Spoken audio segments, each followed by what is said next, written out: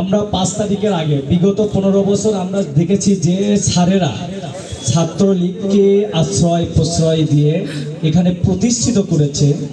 সেই সমস্ত স্যারেরা এখন আমাদের কিছু ছাত্রদলের কর্মী ভাইদেরকে নিয়ে বিভিন্ন প্রোগ্রাম করে যাচ্ছে। আসলে ওনারা তো 5 তারিখের আগ পর্যন্ত আমাদেরকে চিনেই না। এখন আমরা দেখতে পাচ্ছি এই ক্যাম্পাসে আমরা দেখতে পাচ্ছি অনেক স্যার তারা বিএনপি হয়ে গেছে রাতারাতি। যাদেরকে হয়তো আমরা ফোন দিয়েছি, আমাদের একটা ছোট ভাই 28 অক্টোবরে জেলখানায় ছিল ঢাকাতে, সে ম্যানেজমেন্ট ডিপার্টমেন্টের ছাত্র ছিল, তার ফর্ম ফিল আপ ছিল। আমরা একজনকে পাঠাইছিলাম যে ও নাই জেলখানায় আছে, ফর্ম ফিল আপ করে দিতে হবে। যে ওই স্যার তাকে করে দেয়নি, তার ভাই আছে বলছে হবে না।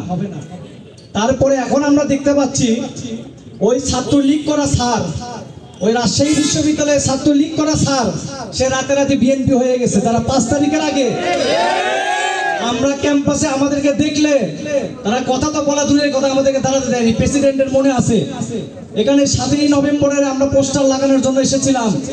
তৎকালীন প্রিন্সিপাল স্যার যে আমাদেরকে 2 সেকেন্ড সময় দেয়নি এই ক্যাম্পাসে। ওই সমস্ত শাহজাহান স্যার বলেন, জয় স্যার বলেন, আরো যারা স্যার আছে আওয়ামী লীগের, সেই স্যারের যারা দোসর ছিলেন তাদেরকে যারা আশ্রয় প্রশ্রয় দিয়েছেন, তারা আজকে আমাদের মতো ছাত্র দলকে 2 টাকার সিঙ্গারা দিয়ে 1 কাপ চা দিয়ে আমাদেরকে ব্যবহার করছে। এদের বিষয়ে আপনারা কি পদক্ষেপ নেবেন? আতিকের প্রশ্নের উত্তরটা আমি দিতে চাচ্ছি। প্রতিটা শিক্ষক, সকল রাজনৈতিক সংগঠন এবং প্রতিটা শিক্ষার্থীরই সে শিক্ষক। সে যদি এক চোখে একজনকে অন্যভাবে দেখে, আরেক চোখে অন্যভাবে দেখে, তাহলে সেই শিক্ষক আসলে শিক্ষকের জায়গায় আর থাকে না। এইসব শিক্ষককে যদি আমাদের ক্যাম্পাসে কেউ থেকে থাকে, তাদেরকে পরিবর্তন হওয়ার সুযোগ তোমরা দাও। যদি পরিবর্তন না হয় তাহলে তাদের বিরুদ্ধে যে ব্যবস্থা নেওয়ার সেই ব্যবস্থা আমাদের বাংলাদেশ জাতীয়তাবাদী ছাত্র দল নেবে।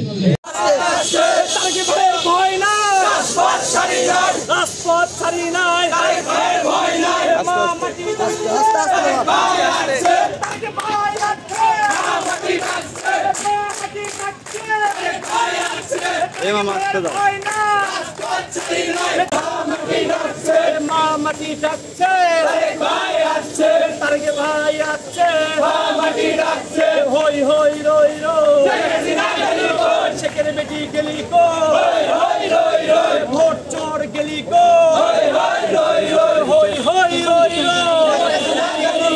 মা মাটি ডাকছে, তারকে ভাই আসছে, মা মাটি ডাকছে, তারকে ভাইয়ের ভয় নাই, রাজপথ ছাড়ি নাই, মা মাটি ডাকছে, তারকে ভাই আসছে।